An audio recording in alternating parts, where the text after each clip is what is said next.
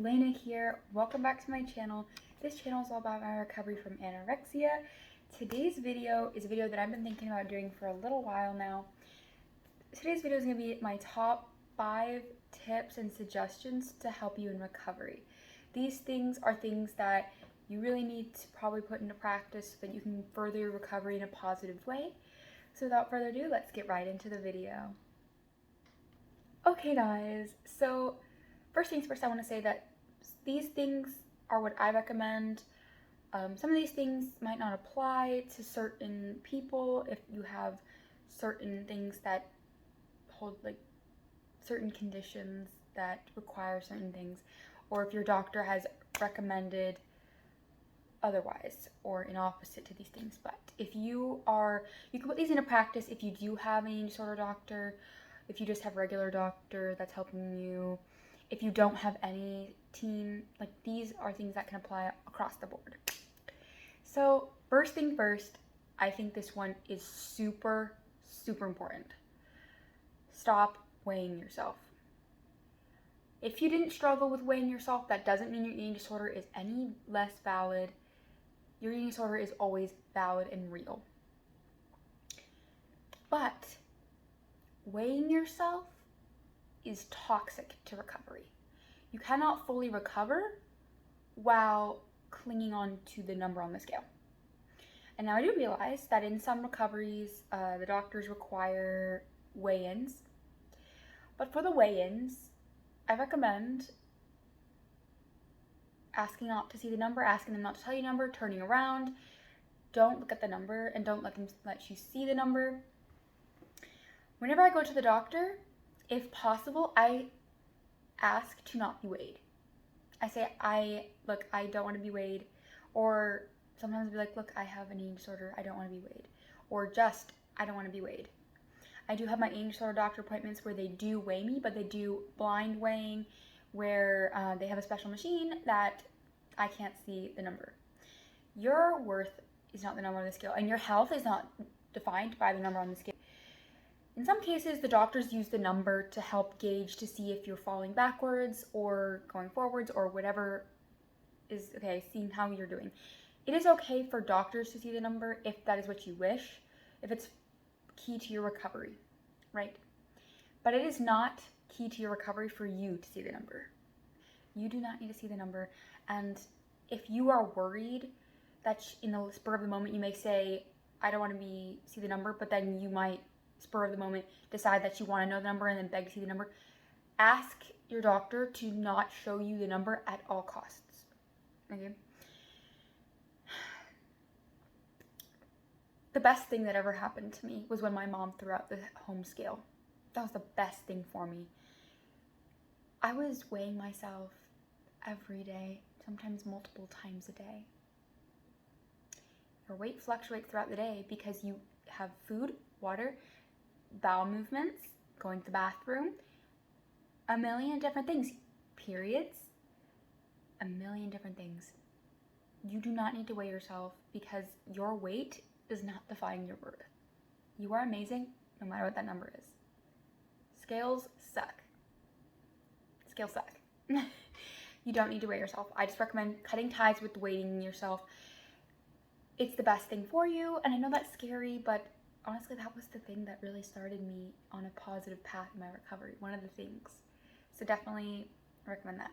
Number 2 is something that I've started doing recently, and it is utterly terrifying, but it is so freeing. So freeing. Stop weighing your food. Not everybody weighs their food, and if you didn't weigh your food, don't. Your eating disorder is still real if you didn't ever weigh your food. But if you do weigh your food, I recommend stopping. I was thinking about holding on, I'll just weigh my grains and weigh my proteins. No. You cut ties with weighing your food. You cut ties with using tablespoons, teaspoons to measure out oils, to measure out peanut butter, to measure out anything. Cut ties. Yes, I understand when you're baking cookies or something you need to use measurements, but cut ties with weighing your food. Cut ties. It is the most freeing thing. I know it's terrifying, but it is so freeing and I have seen so much growth in myself in just 3 or 4 days of doing this. I've seen so much growth, so much change, so much positive recovery points. It is amazing. And I know it's terrifying. It is so scary. I can't even stress to you how scary it is. I end up shaking and crying because I just want to weigh my food out, but I don't, because I know that I can do this. Again, I wanted to restate, if you have a team, if you have an eating disorder doctor, before you make any big changes, please talk to them. Make sure that it is good for your recovery to do changes like that, because every recovery is different. Okay, every recovery is different. Sorry, I'm fiddling with my bangs because they're kind of whack today. But anyways, definitely stop weighing your food because it's the most freeing thing. Trust your body, trust yourself. The serving size is not how much a person needs. Every person needs a different amount, and it is okay. You can have multiple servings. It doesn't matter. Number 3, this one's really big. This one, it took me forever to put into practice. Focus less on Calorie Apps. I started Calorie Apps and I was obsessed with everything. I was logging juice mixes. I was logging,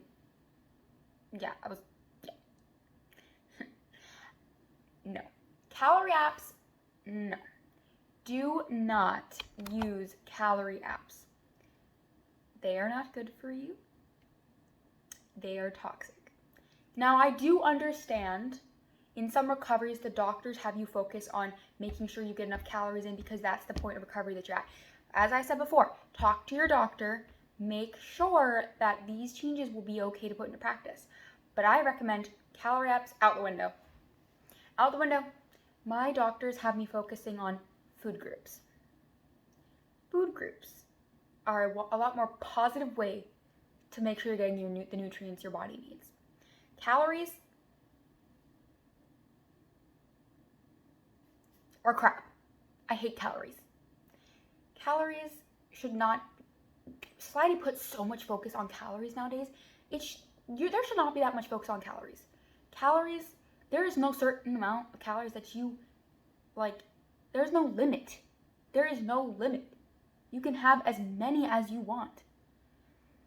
And I recommend just cutting ties with counting calories because I know it is hard. The mental calorie calculator is real, guys. It is real. I still have it and I'm still working to demolish it because I have a mental calorie calculator. I know how much my regular meals are. But when you're trying to focus less on calories, try to branch out in your foods into unknown territory that you haven't memorized how many calories are in it. Or mix and match things. Try to break the mental calorie calculator and do not use apps. I went through a period of struggle for a couple months where I was downloading, re-downloading, deleting, re-downloading. It is the most freeing thing ever if you can just break ties with it, right? If you can just break ties with that calorie app, you will be so much more free and happy because your life won't revolve around an app. My life revolved around an app, and I was always asking my dad, okay, how much does that weigh? How much should I put in my calorie app? You don't need a calorie app, guys. Trust your body, trust your doctors, trust yourself. Number 4, huge one, was terrified of it, but it's important. Rest. When I first started my recovery, my eating disorder doctor told me, no more movement. You have to rest. You cannot do movement. If you have a toxic relationship with movement, if you have to do movement to earn food or to compensate, or you feel like you have to do it, or you feel stressed if you didn't do movement for the day, you might need to think about cutting ties with movement for a bit. My doctors told me to cut ties with movement, and it was really hard. It was really terrifying. I ended up bawling my eyes out. I was really scared. It was really hard for me. And for the first little bit of my recovery, I was sneaking it. And it was toxic for me, and I wasn't making any progress. But once I finally listened to them and stopped doing movement and let my body rest is when I actually made the most progress, in positive progress, not negative progress. And so resting, as hard as it may be, is important. One thing that I feel like society creates a stigma around that isn't true is that you have to eat less on days that you don't do movement. That is not true. Your metabolism works at the same speed every day. And so on days you're not doing movement, you need to eat just as much as you do on a day that you do movement. And on every single day, listen up guys, listen up. Every day you can eat however much you want. You can eat more than your meal plan. I know it's scary, but you can. You can. It is completely okay. It will not kill you. 5 seconds ago, well, not 5 seconds ago, a few minutes ago, before I started this video, I had a white chocolate Reese's. Wasn't on my meal plan, but that's okay. That is 100% okay. Resting is important. It is vital to recovery. One of the goals of recovery is not just to recover your body, but to recover your mind, recover your relationship with food, recover your relationships with people, recover your relationships with movement. It's important to rest. Your body deserves it. You deserve it. You need it. It is okay to rest. You don't need to earn food. You don't need to compensate for food. You don't need to. You don't need to earn your food. You're not a dog. You don't need to earn your food. It's okay. It's okay to eat. It's okay to have more than your meal plan. It's okay to not move your body. It's okay. It's okay to spend the day watching cartoons in your pajamas. That's okay. Number 5, the last tip for the video is, if it is possible and you have access to this, go see an eating disorder dietitian/therapist or an eating disorder doctor. Regular doctors get maybe 30 minutes, maybe less, of training around eating disorders. They do not know how to handle their words and their medical practices with eating disorders all the time. Some do. And if all you have access to is a regular doctor, by all means, please continue to see that doctor, because at least you're getting something, right? But if you can get access to this, please, please, please go see an eating disorder dietitian/therapist/doctor, whatever you need. It is a life changer. I cannot express this enough. If you go see a regular dietitian, that's fantastic. But the start of my recovery, before I started recovering, I was seeing a dietitian, and this dietitian specialized in diabetes, and they created some negative stigmas around certain foods, and it was not good for my brain. And it took me a little bit to unlearn what she had falsely taught me. It was false for my case, because she was focusing on certain health issues and not eating disorders. So, yeah. And some therapists aren't exactly helpful and make comments. I had a therapist tell me that my face was rounding out. I got a new therapist. Some doctors, they don't mean to, but they aren't exactly helpful in that. I had a doctor list out all my weights from before my eating disorder, throughout my eating disorder, at the lowest point of my eating disorder, and to where I was then, and I didn't want to know the number, and it was a really bad day. And some doctors aren't trained specifically to eating disorders. So if you have access to people who are specifically trained in eating disorders, please make use of that amazing tool, because not everyone has that tool, and it is amazing. If you don't have health insurance, I understand. I will throw this out there. If you guys want any advice on food groups or, food stuff, DM me on my Instagram, because I'm seeing a dietitian for specializing in eating disorders. And if I don't know the answer to the question, which I have asked a lot of questions, so I might know the answer to your questions, But if I don't have an answer, I will write it down and I will actually talk to my dietitian when I go back up to see them, and I will ask the question, and I can help you guys out. For those of you who don't have medical insurance, because I know that is a problem.